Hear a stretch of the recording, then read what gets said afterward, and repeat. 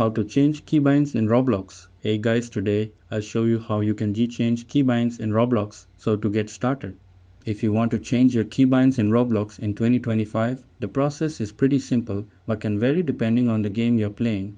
It's important to understand that Roblox doesn't have a universal keybinding menu across all games. Instead, keybinds are usually controlled by each individual game's developer. So to customize your controls, you first need to open the specific game you want to play.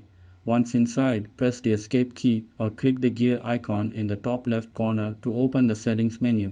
Here, you can adjust options like camera mode, movement mode, frame rate, and more.